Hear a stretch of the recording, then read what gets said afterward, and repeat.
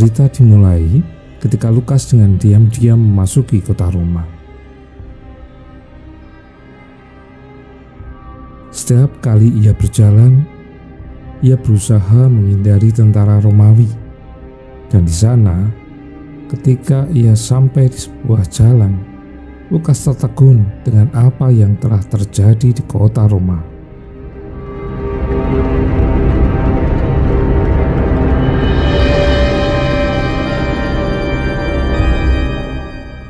Lukas mencari tempat persembunyian saudara-saudara seimannya, di mana di sana ada Aquila dan Priscilla yang telah membantu pelayanan Paulus dan memelihara saudara-saudara Kristen di tempat persembunyian mereka. Ada satu orang yang menjadi penunjuk jalannya. Lukas mengikuti langkah orang tersebut yang sebagai penunjuk jalan menuju tempat persembunyian. Akhirnya, mereka tiba di tempat persembunyian itu. Betapa gembiranya Lukas ketika bertemu dengan Priscilla, Aquila, dan semua orang yang telah menerima Kristus dalam hidup mereka.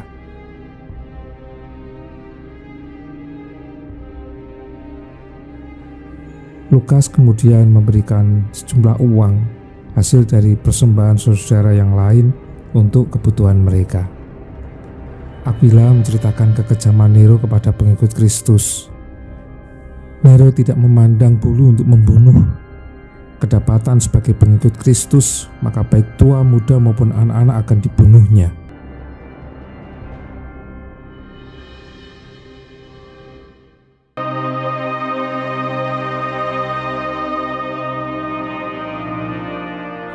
Di penjara Mamertin, Paulus dibawa keluar untuk mendengarkan vonis yang dijatuhkan oleh Kaisar Nero bagi dirinya.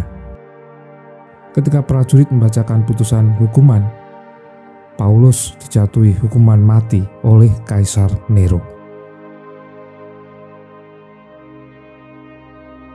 Malam harinya di tempat persembunyian Aquila dan Priscilla, Lukas mengutarakan maksudnya kepada mereka bahwa ia sebenarnya hendak mengunjungi Paulus di penjara. Ketika Lukas sampai di penjara, ia bertemu dengan Paulus. Lukas sangat sedih karena Paulus baru saja mendapatkan siksaan. Lukas gembira bisa bertemu dengan Paulus, demikian pula sebaliknya. Lukas kemudian mengutarakan maksud kedatangannya kepada Paulus, bahwa ia ingin menulis kisah hidup Paulus dan ajaran-ajarannya untuk dijadikan pengajaran bagi jemaat Tuhan yang lain. Menjelang pagi, Lukas keluar dari penjara Paulus dan ia kemudian kembali ke tempat persembunyian. Bahkan Lukas menceritakan keinginan Rasul Paulus agar pekerjaan Tuhan ini terus diwujudkan.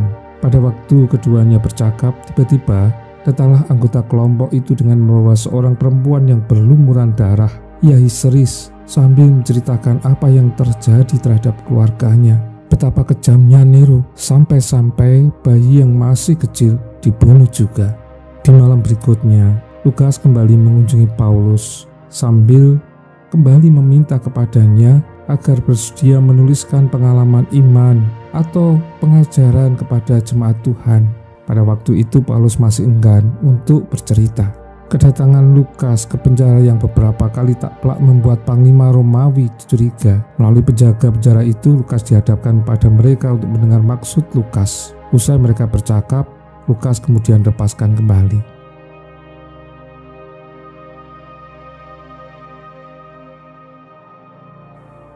Ketika dalam perjalanan pulang, Lukas menyaksikan pengikut Kristus yang dibakar hidup-hidup oleh tentara Romawi. Situasinya semakin tidak mudah. Maka Aquila dan Priscilla berbincang untuk rencana selanjutnya supaya mereka tetap bertahan dan berjuang dalam iman, ataukah mereka mencari tempat lain selain di Roma.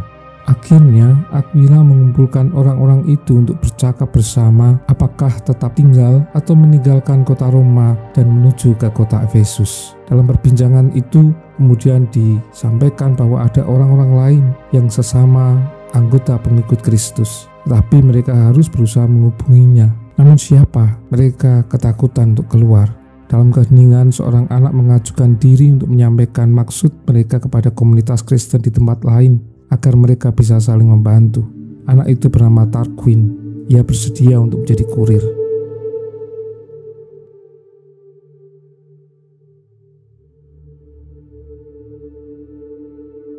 Malam harinya ketika Lukas bersama dengan Paulus kembali, Paulus akhirnya bersedia menceritakan kisahnya, bagaimana dulunya ia menjadi bagian dari kekejian Roma.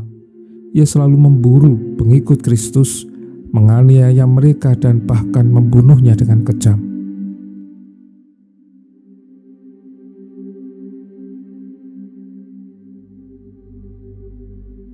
Sementara di tempat markas tentara Romawi, surat yang dibawa oleh Tarquin berhasil disita.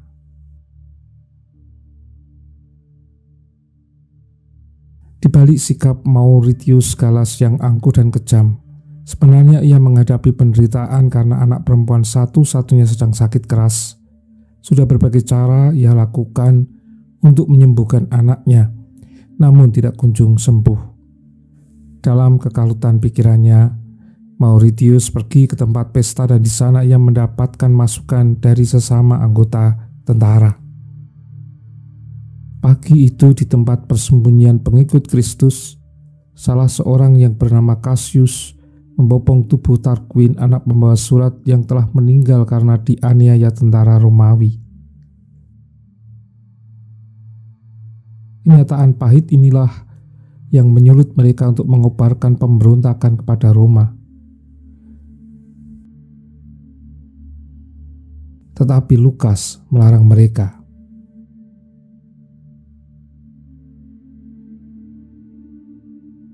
Karena situasi yang demikian, maka Lukas kembali mengunjungi Paulus untuk meminta petunjuknya. Paulus berkata, tidak ada perang karena kasih adalah satu-satunya jalan.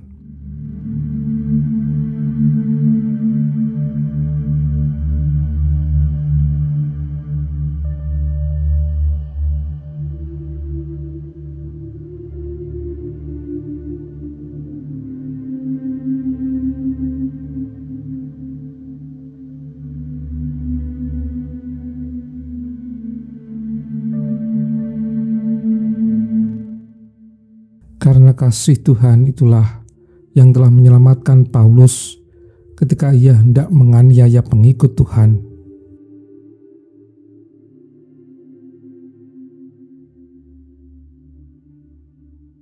Di jalan menuju Damsyik, ia dibutakan oleh Tuhan.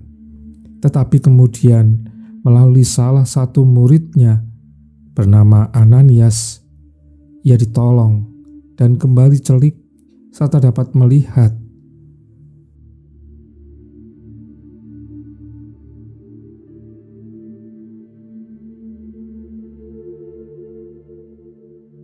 Setelah itu Paulus bertobat, menerima Kristus dan dibaptis. Hidupnya telah berubah karena dipilih Tuhan. Ia tidak lagi hidup untuk dirinya sendiri, tapi ia hidup untuk Tuhan dan belajar arti kasih sesungguhnya. Kembali ke rumah Mauritius, kondisi anaknya semakin memburuk. Ia memanggil seorang dokter untuk memeriksa. Mauritius berdoa kepada dewa-dewa Romawi agar dapat menyembuhkan anaknya. Pagi harinya di tempat persembunyian, Lucius, salah satu anggota pengikut Kristus, telah berdebat dengan yang lain karena ia menganggap menjalankan kasih tidak ada gunanya kalau terus-menerus dianiaya. Ia ingin mengadakan penyerangan di penjara dan membebaskan Paulus serta Lukas. Lukas dan Paulus di penjara dan terus bercakap. Demikian pula dengan Mauritius bersama dengan temannya tentang maksud tulisan Lukas. Sang teman menyarankan agar Mauritius menemui Paulus. Keesokan harinya, Mauritius benar-benar menemui Paulus. Dalam percakapan keduanya, Mauritius hendak mengembalikan catatan Lukas. Di saat itu Paulus menyampaikan bahwa Lukas adalah seorang dokter yang handal. Barangkali anaknya bisa diselamatkan. Namun Mauritius menolaknya.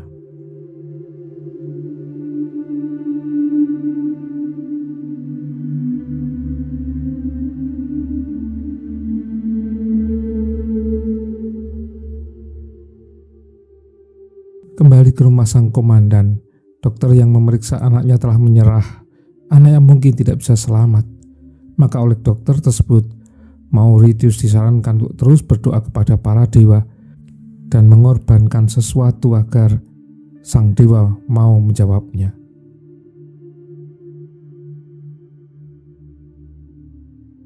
Di tempat dekat penjara Paulus, anggota pengikut Kristus yang dipimpin oleh Lucius telah bersiap mengadakan penyerangan.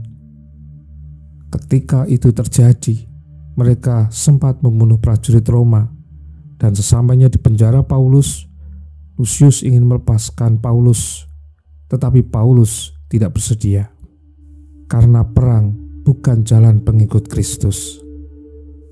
Di tengah situasi yang genting itu, Mauritius dan pasukannya mencoba memadamkan penyerangan, dan dia sendiri yang menengok penjara Paulus.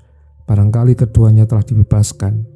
Saat melihat ke dalam, ternyata Lukas dan Paulus masih ada. Tetapi kemudian keduanya diminta untuk menghadap Mauritius. Mereka diintegrasi oleh Mauritius. Apa maksudnya? Mauritius marah, kemudian menghukum Lukas dan Paulus serta meninggalkan mereka untuk disiksa prajuritnya.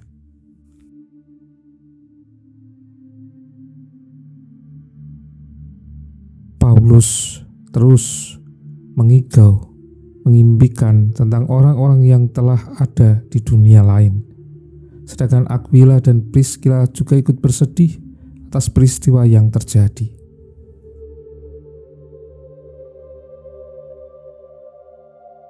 Ketika Lukas di penjara terpisah dengan Paulus, ada orang-orang yang mengenalnya. Di tempat itulah justru Lukas dapat menyebarkan kabar baik kepada semua orang dan menguatkan mereka yang telah menerima Kristus. Mereka diajak untuk berdoa Bapa kami seperti yang diajarkan oleh Yesus.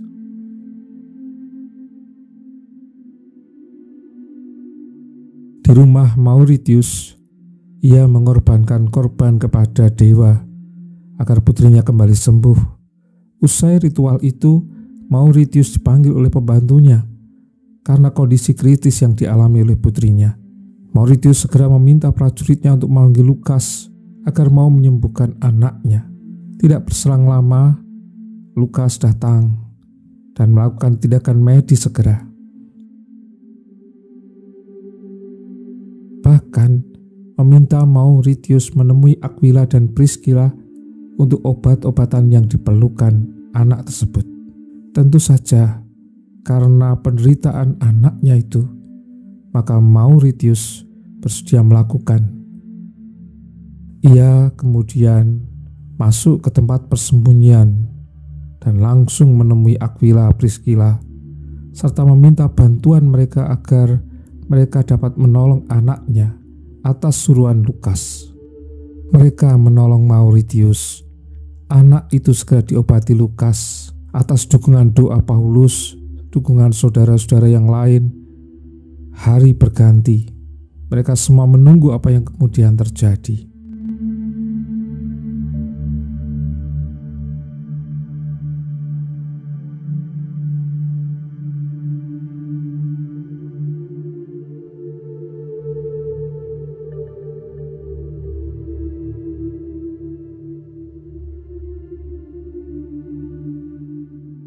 Tuhan punya kuasa.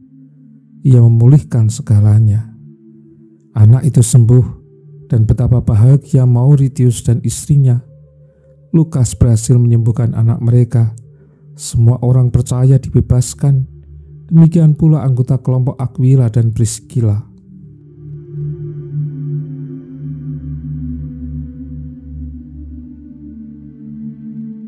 Pagi harinya, Mauritius kembali memanggil Paulus dan meminta kepadanya agar ia mau memaafkan sikapnya dan kekejaman Nero dan atas semua yang telah terjadi kepadanya. Namun sayangnya, Mauritius tidak dapat membebaskan Paulus dari hukuman mati yang dijatuhkan Nero. Setelah perjumpaan itu, berganti Lukas yang kemudian menemui Paulus untuk terakhir kalinya. Ia sangat menyayangi Paulus, bahkan ia berterima kasih kepadanya. Untuk terakhir kali, Lukas berjumpa dengan Paulus. Semua yang telah ditulis oleh Lukas kemudian dibuat sebuah tulisan yang disebarkan menjadi surat-surat pastoral kepada orang-orang percaya agar memberikan kekuatan kepada mereka semua dimanapun mereka berada.